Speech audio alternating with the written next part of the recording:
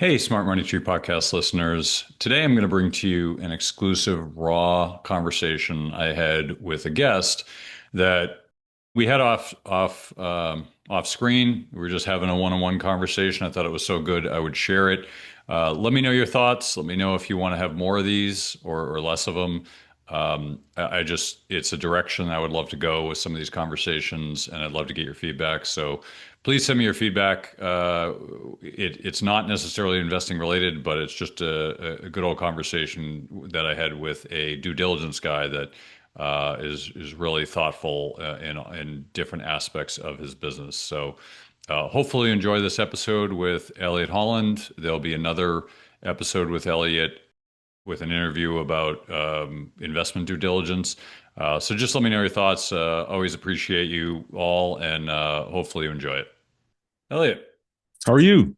good yourself? Doing very well. Good, good. I haven't talked to you in a while. How are things? Things are good. Um, I cannot complain. I'm sure you probably feel the same way. It's a fortunate life to have a, sustainable business, right? I think we did our last podcast in 2021, Yep. 4 years later, it's amazing to still be afloat. Yeah. Well, we're in a good field, I would say. I agree with you there. Yes. Yeah.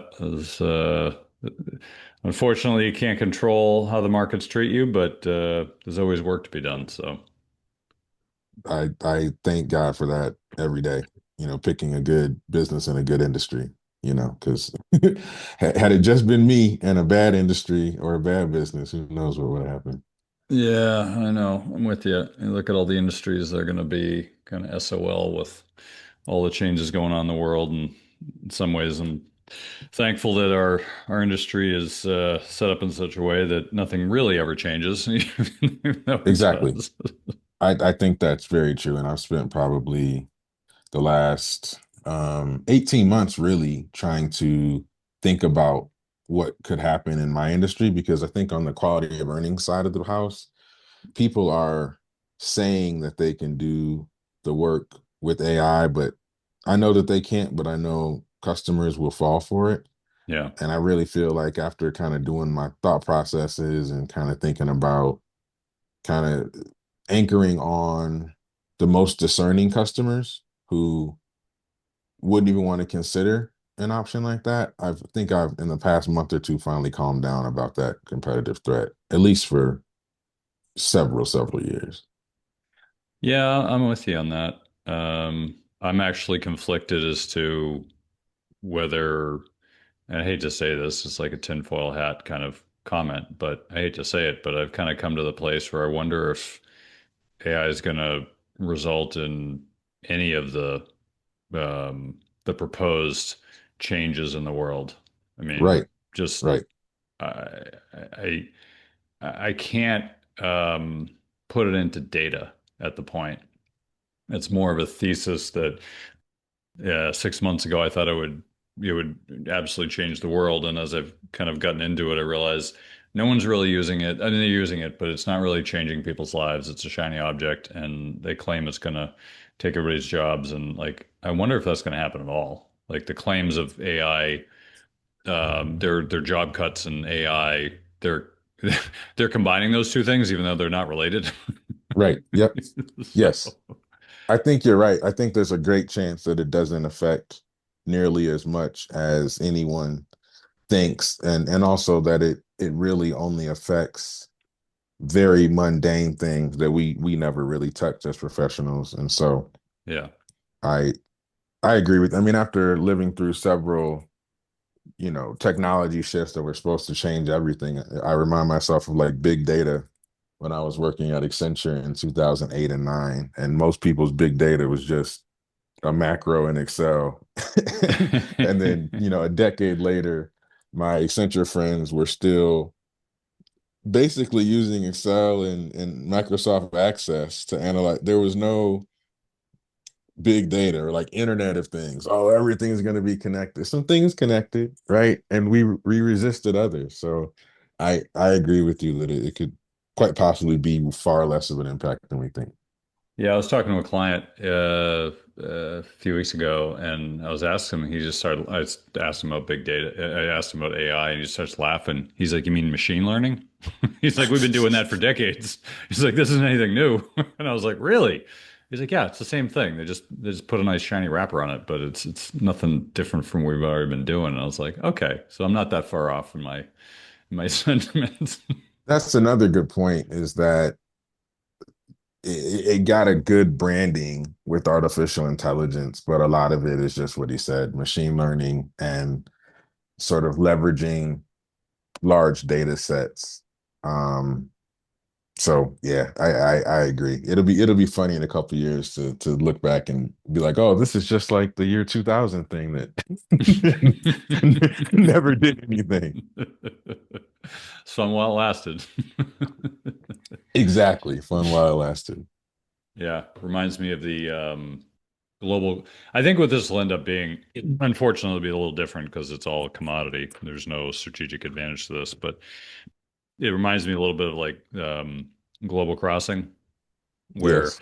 it wasn't economical at the time, and people just dumped money in, and then went bankrupt, and then people bought it, and we still use it. Like it's valuable. It just wasn't for the price that people were willing to pay at the time, right? It's Yes. uneconomical, but now it is. And so it makes me wonder if we're kind of heading into the same thing where even though it's a commodity, so there's really no strategic advantage to having it, but yeah, it's going to be really interesting to see how it pans out. I think that's true for sure. And also nice sitting in a somewhat protected seat. Yeah. Well, You it's know, nice I that, hate to be like an Uber driver or like somebody sitting on a manufacturing line or something that I think was like super adjacent to the first couple of things that people are trying to leverage this technology for. I feel very comfortable being a couple steps away from the line. yeah, yeah, I agree with that. I think the last jobs to go, assuming that that goes that way, the last jobs to go will be the people to people jobs, I think like, that's right. High trust, managing and helping people with their money when people have large amounts and it's their whole sustenance. Yeah.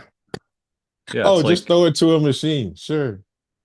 well, yeah, I mean, sales is human to human. You've got certain things that people just don't have, like accounting, like doing tax compliance is not really, people don't have a, I mean, accountants deserve the respect, but a lot of people don't because they don't want to be there. It's not something they want to do. They just get the taxes done cheaply as possible. But like anyone who's in like really person to person communication demanding positions, like I think maybe the millennials on down might consider it, but Gen X boomers, no way.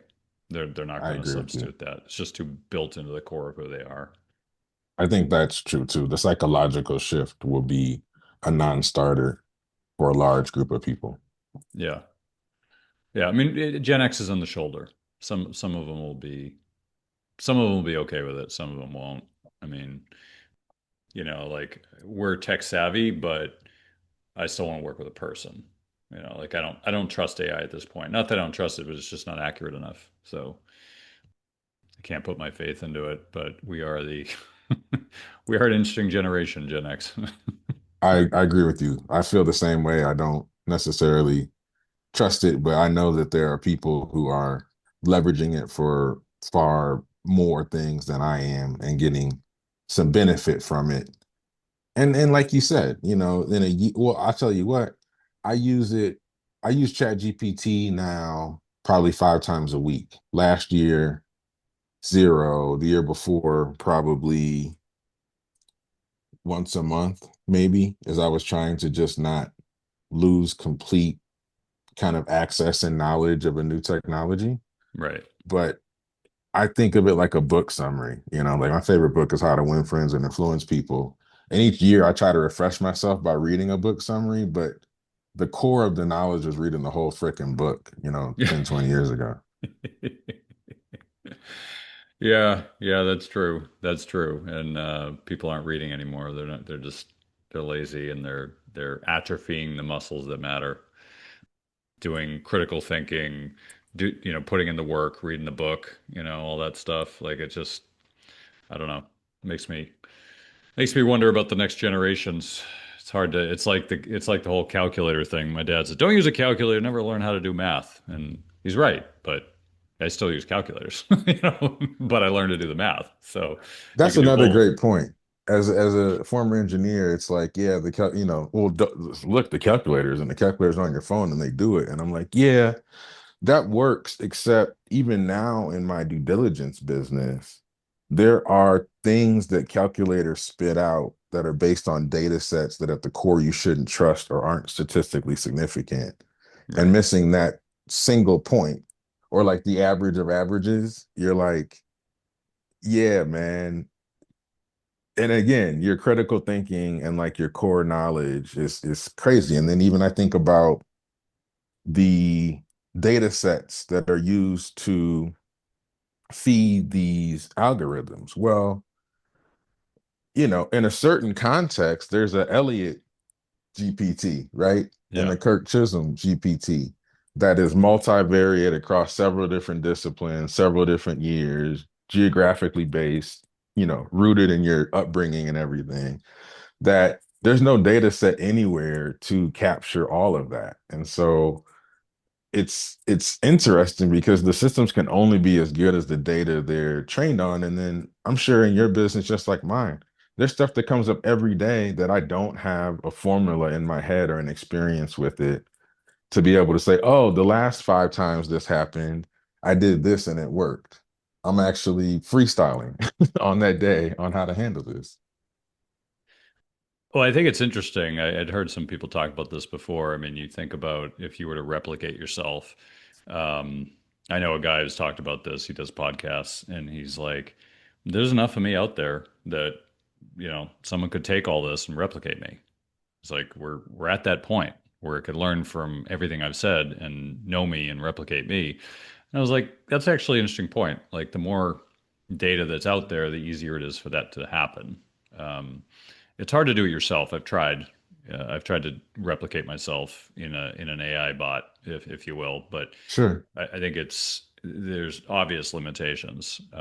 But it's an interesting concept of where things may end up going if the tech progresses, which I'm still have reservations as whether it gets there. But if it does, I'm very curious to see if that's possible. But then the next question is, should you? Yeah, should you? Because I've thought about recreating, for video content, my YouTube is becoming a bigger lead generator than I ever thought it would. And I've thought about, do you create like an AI Elliot or is it somebody totally different, Steve, but it's just fueled by Elliot's data. And my strategic lens on all of this goes back to people to people. For discerning people, they are going to want clear signals of real things. In fact, my YouTube video producer was here in town, and so we did some work together. And the only time I've actually gotten really frustrated with him is he used some AI graphics in a couple of my videos, and I was like, yeah, never do that again. I don't want a single signal that makes somebody question the realness of kind of the last format of content that gives some clues at least when it's AI generated. But I think about that a lot in terms of like I could create a chat GPT summary of equality of earnings. I could create some AI scan of a business at the highest level. But then if I'm going to continue to sell on the personal connection, I kind of don't want somebody to be mixed up in terms of, well, how much AI is Elliot? You know what I mean? Like Yeah. I want it, even if I use it here and there, I want it to be at least outwardly clear that this is a person to person scenario that you're paying for without concern. Yeah, I mean, what's been your experience with YouTube? Good to hear that your YouTube is kind of working. What's been your experience? Because I know it's filled with AI right now, absolutely flooded. Everything's AI on YouTube right now, and And it Yep. must be working because people are doing it. Well, that's the thing. I sat on a board of a company that was trying to AI automate the quality of earnings because frankly, I've seen people get rich twice on the same business, one analog, the second digital, right? I think just because it works doesn't mean it works for everyone or everything. One of the things I've learned about YouTube is like by far the best YouTube marketer is Mr. Beast.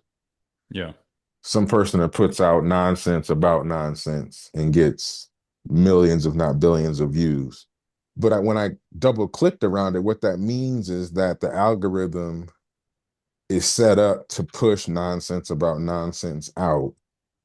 And when that's the case, winning on YouTube at the absolute level for YouTube's sake is pushing out nonsense about nonsense.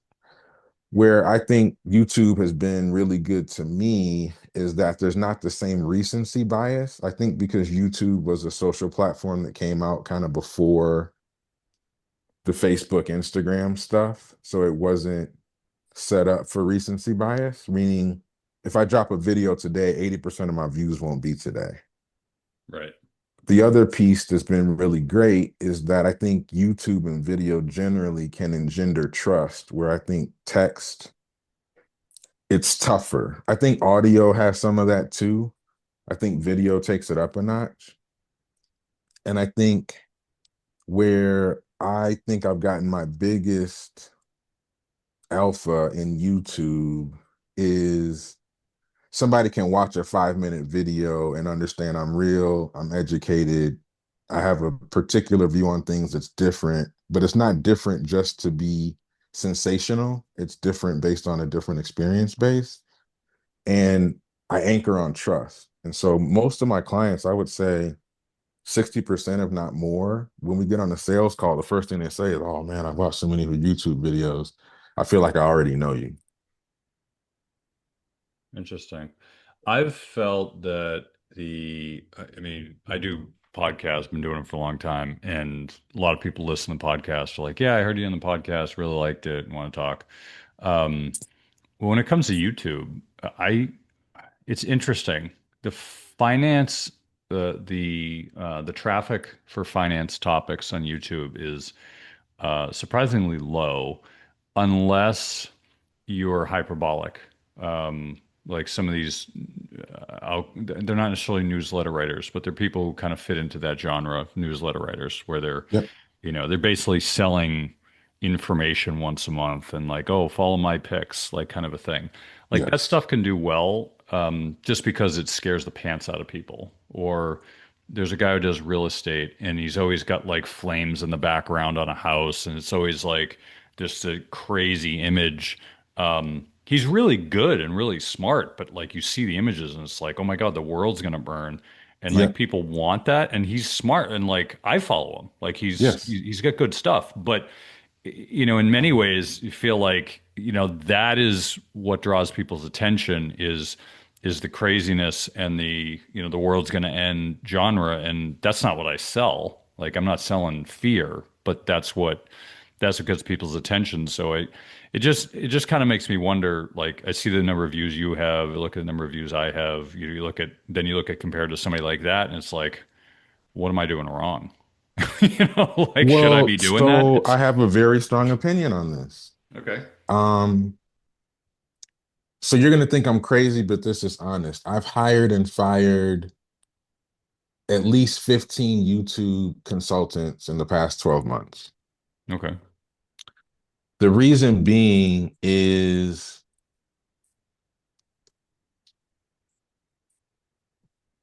I'm using YouTube to convert clients, which is somewhat counter the algorithm, meaning the algorithm would like me to be sensational. Every guru sucks. Every deal has hidden issues and all kinds of bombs and, doomsday stuff. But if I'm trying to sell somebody like Kurt on a discerning platform of services, the same thing that might get your attention to watch a video might also make you think this guy, he's coming off as a kid. I don't really want to trust my $4 million personally guaranteed bet on him, even though I might watch his stuff.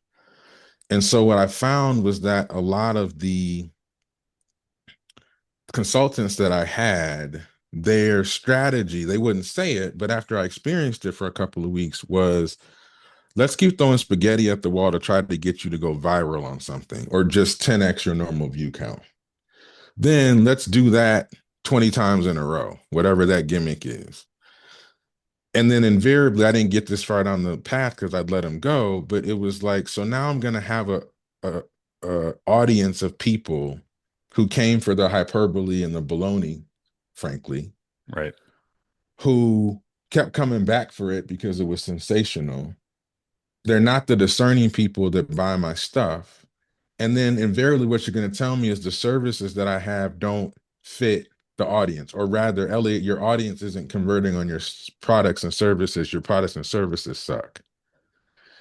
So let's rework your product and services to match this wonky audience, not realizing that the same people who chase, hyperbole and finance don't have a budget and aren't really investing.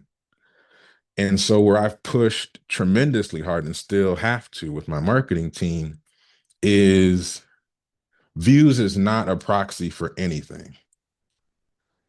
I want videos that speak to a discerning, educated, prudent person and make them think about using my services maybe 18 months later when they get a deal under letter of intent, right? Yeah. And that means that a video that has 100 views might kick the ass of some other video that might have 20,000 views because of its likelihood to convert or encourage a discerning person to lock in on, oh, this is different and valuable in a sea full of baloney, like you said, YouTube is. And so one of the conversations I had with my YouTube editor this week is like, hey, I hear you speaking about views too much. And we have a software that we bought because YouTube is actually really poor at giving you data to enable you to track views to clicks to conversions. I think that's on purpose because they want the data that they give you to commandeer your attention, which is views, Right. duration of like time watching the video. And a YouTube influencer who I think got it right was like, hey, you're not doing YouTube for views, you're doing it for money. So they launched this software called RevTrack that took forever to get set up. But when I finally got it set up, I'm like, the only metrics I want to see are clicks to my website and then tracing that click through to sales. And it's really helped me think about YouTube and actually a lot of my content differently. Now, I think if it's 100 views or 1,000 views with the same efficacy to convert, of course, 1,000 is better than 100. But I'll work with 30 people in a year, Kurt. You know what I mean? And I don't know Yeah. if there's more than 1,000 truly discerning business acquirers out there in any year. So for me, it's like, is the message in the video amazing? And then it sits like a salesperson on the internet 24/7, which I love.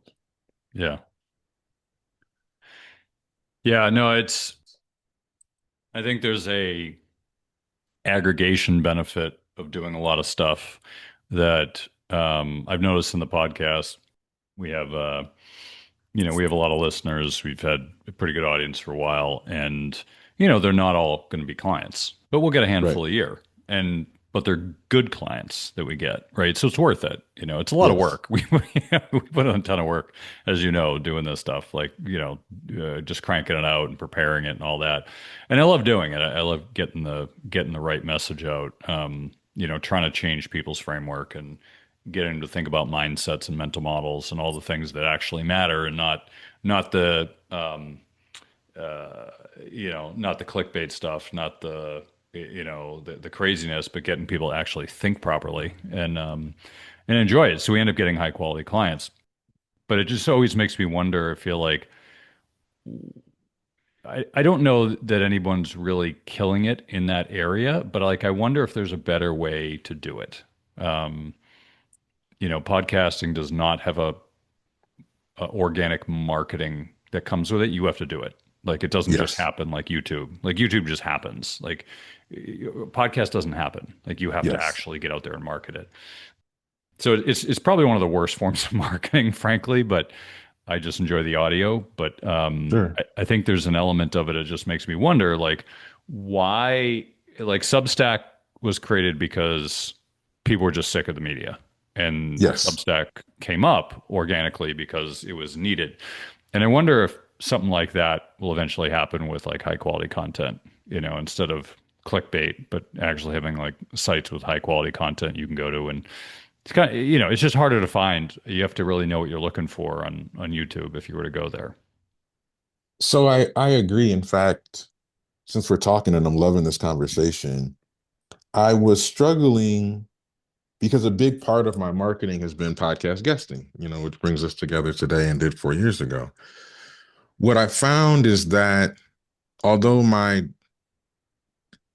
popularity, particularly in my niche, has increased substantially, and the number of podcasts I've been on, meaning like, which is kind of a proxy for my audience, has increased substantially. This year, it's been harder to get on kind of podcasts that may be just a smidge more popular than the ones I was on kind of 2022 when I did quite a few. And then I started thinking about it and I was like, you know what? I think the industry and maybe kind of the whole world generally is going towards, well, how many audience members are on your socials? So when I get you on the pod, how much of a cross pollination do I get, which is different than how thoughtful or knowledgeable is Elliot about the topic. And when I thought about it from that angle, I was kind of thinking, if that's the way they're thinking, it doesn't make sense to get me on a pod. You'd rather go get a fake guru with 40, 50,000 people on their email list spitting complete garbage because of the cross pollination. And I said, you know what? I may actually start doing interviews this year with interesting people in my industry. I didn't want to go podcast because I didn't want to force like a regular kind of cadence of it. But as hard as I was pushing trying to get on podcasts, I kind of said, you know what? If I'm really trying to convert this discerning customer that I think has a finite number, I think they'll be more interested in just the interview. I think they want two people who kind of came together somewhat organically, and it to not be a pitch but an information sharing thing, I think is where the podcast generally took off, to your point about people hate the media. But I'm actually going to try doing, in the next 12 months, like at least an interview a month to kind of see if it gives me the same lift that podcast did 22, 23. Yeah, I think I mean, you think about like the top podcasts and like Joe Rogan's a good example. Yep. Like you listen to everything about it. He just kind of shows up and just starts shooting shit with people, right? Yep. And someone's coming in to pitch their movie or book or concept, and almost many times they don't even talk about it. Like they just talk about Yes. all this other stuff. At the end, he's Yep. like, "Oh, by the way, you got this thing," but generally, it's just a conversation about whatever. And I think, I mean, people crave that because it's just there's no authenticity out there, and um, I mean, that's why I love podcasts because I can just listen. And, I'm usually more focused on learning something specific, but like, Yep. I like Joe Rogan show. I'll just listen to like people that I really generally don't have an interest in, but just out of curiosity, if it's a good conversation, it can be a lot of fun.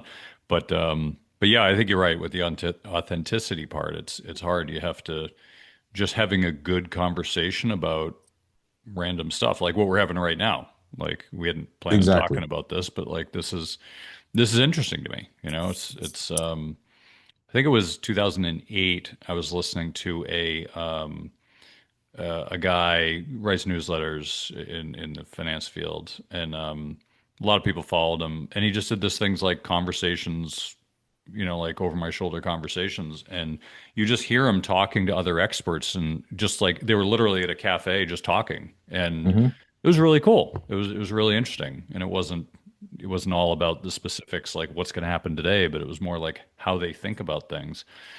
And I think in many ways that's what's missing. Everybody's so polished and proper. Like you and I couldn't have a conversation like this. It's just like, oh, well, hold on, let me put on my facade first before we start taking. Yes, I think that's really true. And my my strategy for the next kind of 12 months, maybe even 36 months, is catering towards people like you. Like I think the sentiment you just gave is very similar to my audience, not my customers. When I kind of nudge them and say, "Hey, how's my marketing doing?" What they say is get it tighter, shorter, or at least make a summary so I can see if I want to read the rest of it. Um, More authentic is better. And some of the old gimmicky kind of lead magnets, case study things I'm finding do far less benefit than kind of some of the stuff that doesn't scale that is kind of markedly organic. Like you're saying, like, hey, we just hop on with a conversation without necessarily having some incredible hook at the beginning or some pitch for here's the 5 steps to A, B, and C. I think there's a group of people who are like, the real knowledge comes out of these longer conversations where you're able to explore topics over multiple levels without some time crunch or some format that you need to do for the algorithm or for some impatient person. Because the weird thing is, I think my customer is the same person who's like, hey, dude, give me the whole thing in 30 seconds to see if I want to invest more. But they'll also read a 300-page breakdown on the HVAC industry, in one night. So it's not that they don't have patience, it's just the formats that have been popularized that give data, I think have let so many people down, me included, around, hey, I'm going to tell you the only information you need to balance your portfolio. And then an hour later, all you did is sell a class. Yeah, yeah. It's an interesting it's an interesting transitional period we're in, right? It used to be things used to be simpler, used to have certain channels, and now people are everywhere, and now you got to go find them. Um, how are you? How's your business evolving through all this? I It's been doing well. A moment of transparency. I've done the same revenue for the past 4 years, but with better customers and less time each year. And that was my goal. Um, I think my content marketing has evolved each year. I think I pay very close attention to it and how it, attracts my core customer or pushes them away. I think I have not chased the gimmicks, but tried to be very aware of trends that I should ascribe or use some portion of them. And so my friends will tell you, Elliot's always talking about marketing. And that's right. But I've kept about a 50% close rate on sales calls, which I think is probably my most important metric at a high level to kind of tell, is my effort in marketing, educating, and filtering people effectively. I think the biggest change for me is that I think middle of last year when Elon Musk bought Twitter, the algorithm changed, and that was the biggest social platform for independent business buyers. We really had a really cool kind of neighborhood, if you will, there. And when that happened, a lot of my competitors who didn't have energy or anything going on any of the other social channels, I think were impacted substantially. And fortunately, that's when YouTube started kicking in for me. So I didn't see the downward trend there. But I think had I not been active on YouTube and LinkedIn, that would have been a real tough thing for me. Yeah, I think it's one thing I've noticed with marketing um, is that each year it gets harder. Yes. Um, it's I geek out in marketing. It sounds like you do too. So Yes. we're spending a lot of time talking about marketing, but I've found over the years I just enjoy it. It's like a hobby for me. I just geek out on it. And what I've found is any new marketing, if you think of like Facebook when they came out and they started doing ads, um, you could get like a Facebook ad for like 10 cents a click. Now Yep. it's like $20 a click. Yep.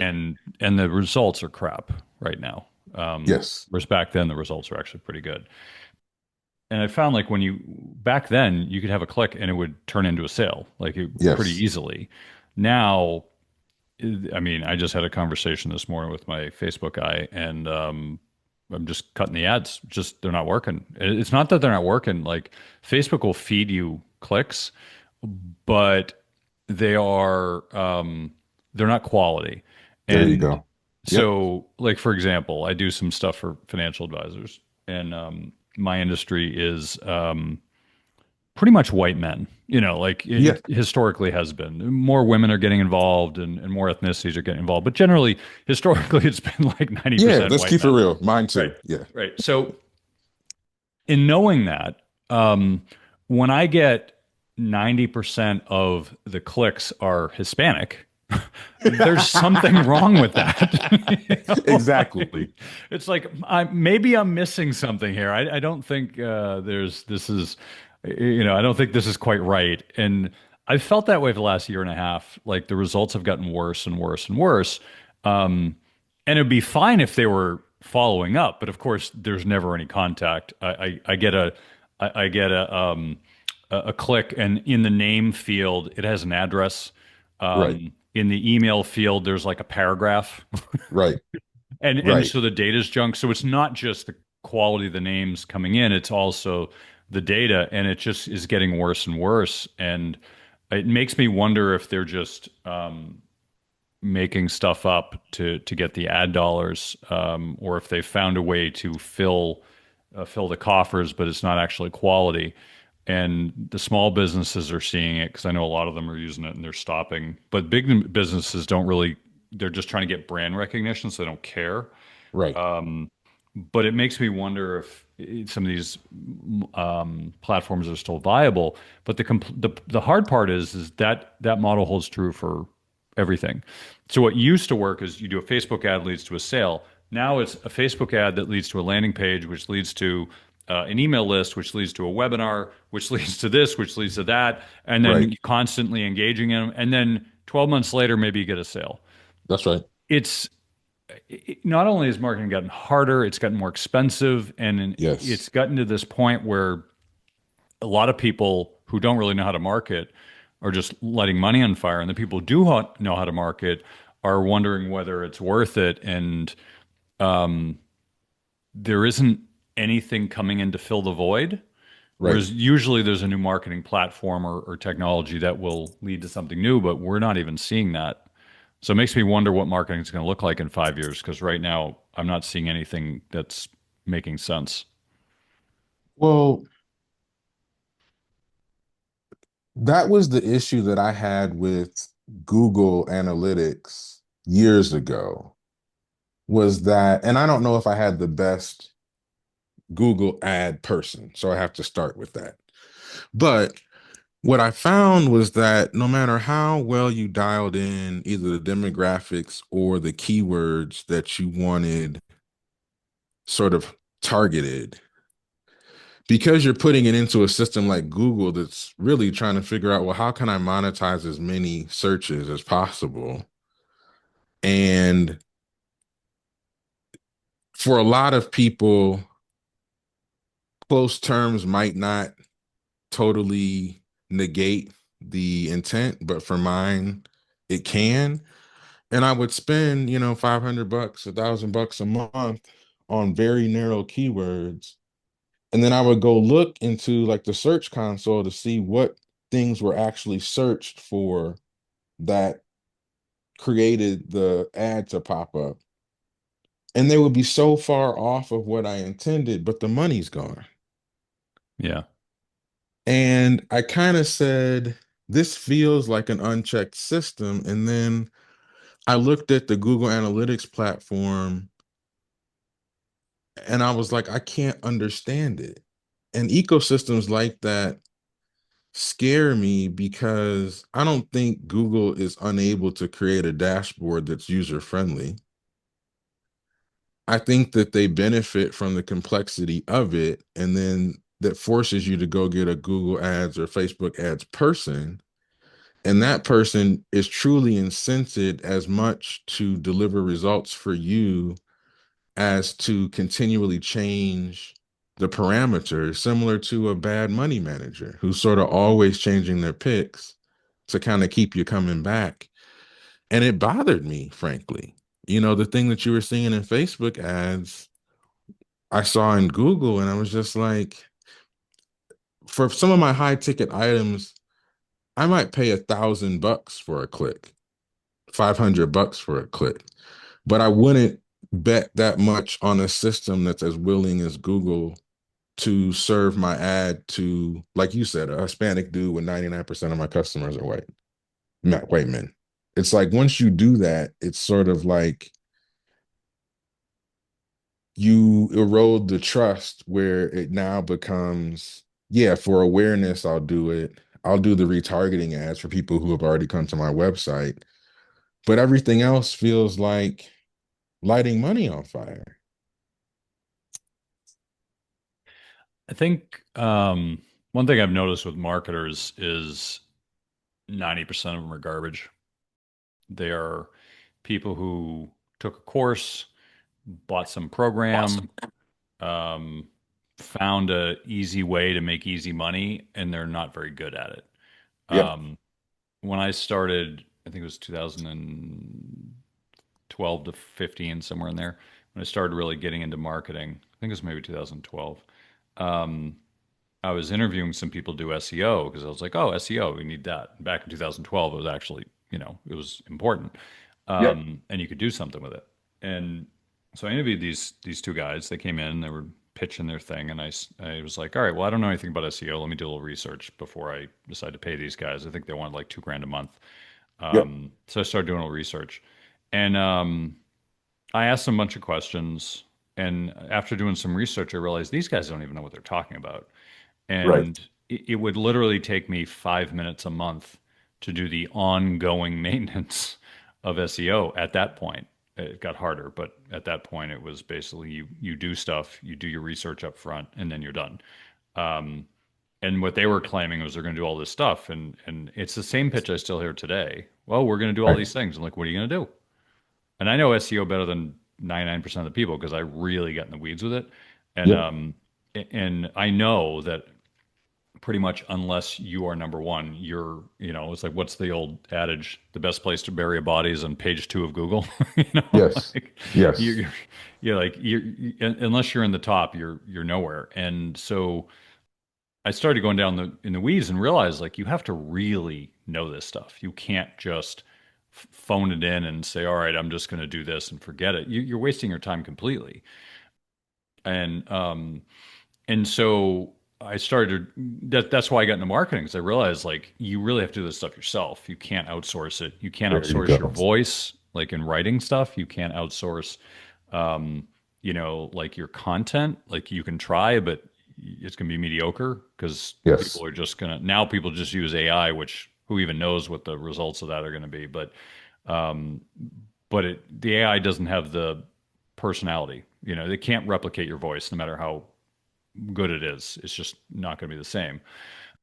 And so it what makes me wonder is like because I see all these people advertising these services and I know what they're doing and it's basically just trying to make money off business owners with a mediocre product and and so business owners get frustrated and they're just like, well, we're not doing that. Like it works. You just you need to find Right. you need to spend like a month to find the right person that actually knows what they're talking about, and that's hard to find. So I don't know. It sounds like you get in the weeds with this stuff too. I mean, I've come to the conclusion you have to create this person.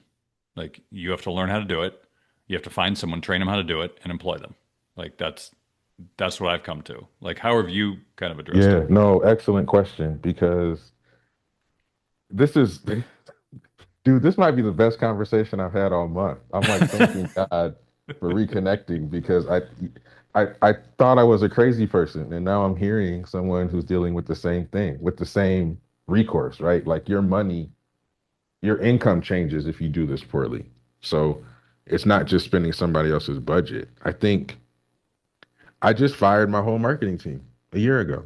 Now you're going to think I'm just the firing man, but let me tell you why.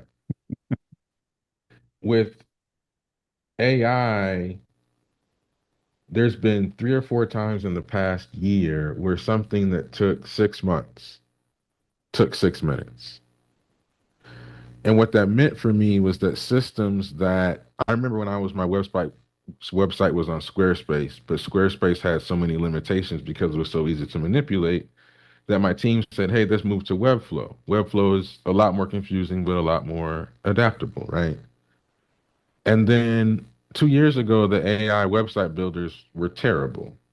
I could just tell.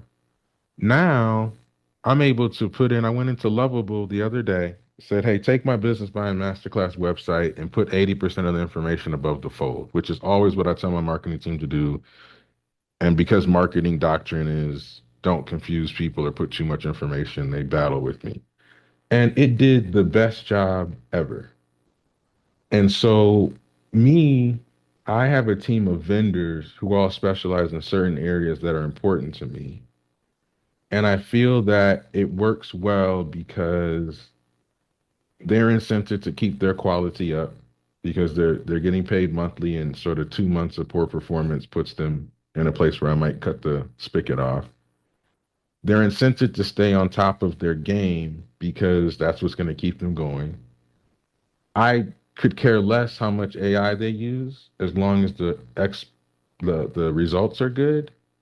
But I found that so many people were monetizing knowledge from 5 years ago, which is kind of similar to your point. The people didn't know stuff that I had to let the team go. And now my new rules for marketing hires is they need to be AI aware. They need to be like excited about what they do, which I think tends to create environments where they're learning about what they're doing each day, like staying on top of Mhm. it. And then where I tend to own marketing, and it's funny because a lot of my friends and advisors, you should really get out of the kind of chief marketing officer hat. But to your point, I can't because what I own is who is a 45-year-old person with an A+ job who wants to quit and go buy $1 million business with a $4 million personal guarantee. Yeah. And since my vendors don't know this person, all of the assumptions they make about them are wrong. So I sort of own knowledge of the persona and how they digest information. And my marketing team owns like the function that they specialize in on how to execute like the vision that I create. And then most recently, I hired a fractional chief marketing officer, but I kind of gave her that title. She's probably more of a fancy marketing manager to play some of the air traffic control to give me a buffer. But it's very similar to the same thesis. I mean, I spend a lot of time looking at my own analytics, pushing past the packages of analytics that my vendors give me because it's so often, the thing that HubSpot would tell you to look at, but not what helps me determine if my highly discerning customer is ingesting more or less of my content this month versus last. Let me ask you this because this is something that I've found fascinating. Um, I've been looking for a long time for good analytics. Yep. I feel like there's no company out there that just aggregates analytics. Like you have to literally pull from different platforms and different things, and you can do some of it, but you can't do all of it. I would have thought by now there would be a platform that just aggregates it all It just pulls it all together and it says, all right, here's all your stuff. And I just haven't seen it. And maybe I'm missing something, but I've asked the question many times to marketers, and they're like, it just doesn't exist. And so you I kind of haven't get found like it either. maybe 70 to 80% of it, but you're not getting like all that you need, makes it kind of useless. I agree. In fact, and part of this process of the past year of really kind of upgrading my team, the thing that's still been tough and is still like one of my top four priorities is getting the best dashboard of analytics possible. And each time we double or triple click into it, it makes me aware of why it's so tough. It's kind of similar to what I feel about YouTube. The platforms sometimes want to confuse you.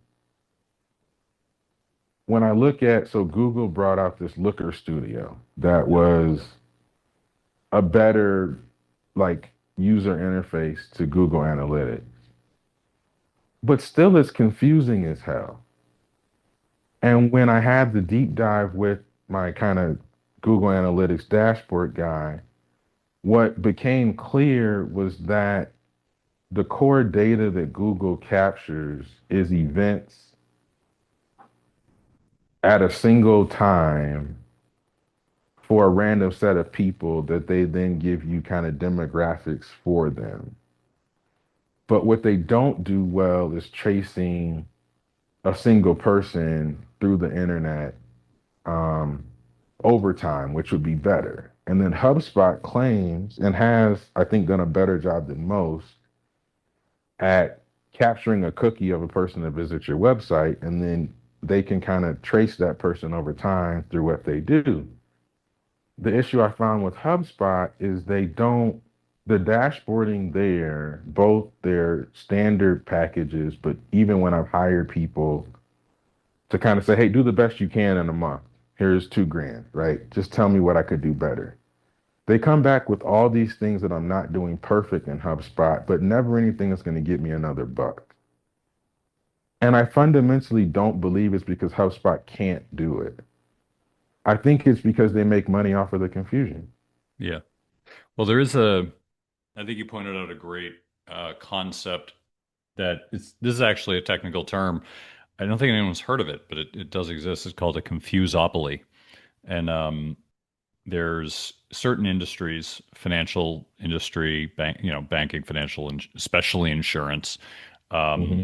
you've got healthcare and you've got college. And those are three big industries that are commodities. There Yep. is no difference in the product, and the only way that um, they can charge the big margins that they do is by confusing the heck out of people so they don't know what they're getting. And Yes. so the confusopoly, like insurance or like healthcare, like you go into a doctor's visit and they just charge you like, what's this going to cost? I don't know. We'll find out. Like no one knows the cost of Yes. anything. And Seriously. Yeah. yeah, and like On this $1,000 thing you're gonna do, you can't tell me what it costs. I can't compare against somebody else because no one knows the cost. So it's like, well, I guess I'm going to pay it. And college is the same way. Is Harvard better than UMass Lowell? I don't know. I I don't mean, know. the name's better, but like, is the education better? Not necessarily. I mean, Right. I've talked to people who went And to maybe it both. depends on the topic. Yeah. Yeah, I mean, yeah, it depends on the professor and like, so it's this is open question of like, what is the value of what you're getting, and I think I think you're correct that there's an advantage to people being confused because, then a lot of people just give up and they're like, well, I'm just going to keep paying HubSpot because Yeah. I don't want to change. Not because this thing's better than this thing. It's just like, well, I'm already here, so I'll just stick with it. I'm just going to give up. And that's a classic thing too. I mean, I have thought for the last 12 months, every month, am I still getting more? My concept is I'll pay for something if I'm getting 3 times the value.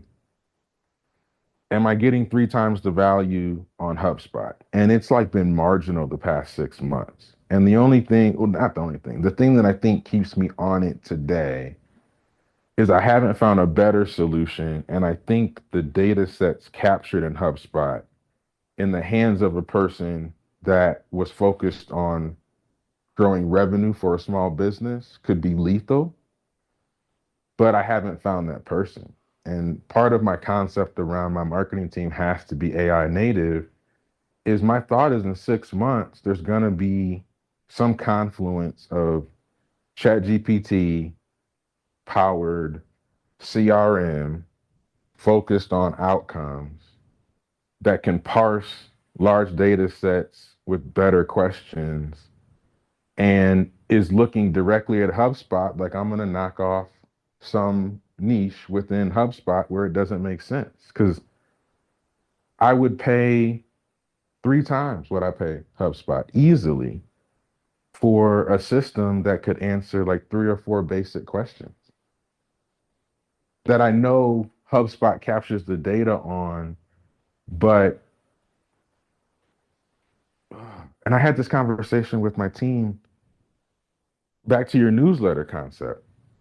So right now, HubSpot is where my email list is. And so when emails went out previously, it would come out of HubSpot. But I got a marketing advisor to come in and do like a kind of a boot camp, like on what you could improve in your marketing. And he's like, man, you got 8,000 emails in your HubSpot, but HubSpot's only sending stuff to 2,000. Let's put all your information into Beehive, which is just focused on newsletters, and you can send to 7,000. And look, you have the same open rate on the 7,000 person send as you did in the 2,000 HubSpot send. So what HubSpot is telling you is that those 5,000 people aren't engaged, so we stopped sending them. What the data just showed you is that your bigger audience is just as engaged, just HubSpot won't let the stuff go out. Yeah. And when I thought about why I thought that was happening, and I communicated this to my team, HubSpot has to manage, we're working for Google and Facebook and everyday America corporate person. So we cannot risk being known as the spam senders. Mm. So we're going to be more restrictive because of our large customer base, but also the very kind of services we charge so much money for. So we actually don't want to be as excellent on email because email is likely the number one thing we get trashed for, and we don't want the marketing blowback. But when I tried to describe that to my marketing team, it was like I was speaking Chinese. I'm like, you guys don't understand that HubSpot would be incented to sequester emails on the margin where Beehive wouldn't. And then I was kind of like, that's a person that doesn't get, I had to let that person go. It's like there's going to be an email system that pops up in 6 months that's going to do such a better job than Beehive, even if it's not an email, but in something similar. But I also realized that the HubSpot expert doesn't have a skill to sell if HubSpot isn't the 400-pound gorilla. Right. Yeah, the marketing industry tends to be uh, trendy. Everyone tends to do the same thing. Like I've noticed that for like go high level, everyone's like, "Oh my God, go high level, it's the best thing." I'm like, it's mediocre at Yeah. everything. It does everything, but it's mediocre at everything. And why do I want a system that does that? And the only reason is because the marketer can pay once and scale it to every single one of their clients for no additional dollars. That's why they do it. It's just the economic model, but but the quality's crap. I mean, I've looked at them. I've used them once or twice. I'm like my stuff's not getting delivered. It's buggy as hell. Like it does all these things, but I don't need all these things, you know? Right. So Right. The classic it, Salesforce issue. yeah. It And yeah, has every Salesforce bell and is, whistle, but it's terrible for most companies that don't need 80% of it and it confuses it. That's how HubSpot is for me. Is yeah, Go High Level a all-in-one kind of HubSpot email sender it, thing? it it's, Yeah, so it's kind of like a ClickFunnels. Okay. It's a marketing platform. It's got a website. It's got email. It's got its own internal Zapier thing. If you can imagine all the tech you typically use if you did it yourself, it does it all. Yes. It has a brand, I forget what it's called, but some sort of brand recognition. It'll tie in like, Google Business. It does a lot of stuff, and it's got like the pipeline thing, the Hmm. opportunities pipeline. So it does like all that stuff, and it's really interesting. It's just mediocre at all. And it's just so what I do is I take all of those pieces of the puzzle and I find the best tech in each piece and I plug them all together with Zapier. And that works. It's a pain, but it works, right? And because I created it, I know how it runs, and now I'm trying to actually put it in SOP to teach someone else how it runs. But if you do it that way, it works. I can't. There is no such platform where where it does it all for you. Um, Marketing is one of those things. It's hard to find people who are knowledgeable, um, and it's hard to find people who are discerning. Um, Yes. and I'm I'm a perfectionist. Like I know where the margins can be, you know, let's say more lazy. But like with marketing, you everything you do, you have to really understand it. You have to. I don't want to say it has to be all meticulous, but you have to really have a certain mindset, which I think most people don't. So it's hard to find people really good at it. Awesome, man. Well, enjoy the conversation. We'll catch up soon. All right, we'll catch up soon. All right. Bye-bye. Bye. That's the show for this week. Thank you again for joining us on Money Tree Investing Podcast. My name's Kirk Chisholm, wealth manager of Innovative Advisor Group. We don't just manage your wealth, we make your life better. You can find more about me at innovativewealth.com. And of course, you can find me every week here on this show. You can also check out our show at Money Tree Investing Podcast. On our website, you'll have access to the show notes, resources, and the archive shows. Please remember to subscribe on our YouTube channel for immediate access to the new shows when they're released. When you subscribe to the show, it allows us to get access to some of the top minds of investing in personal finance. While you're here, please leave a comment and question if you want us to address it on the show. Have a great week ahead, and remember, no one will care about your money like you do, so invest in your life.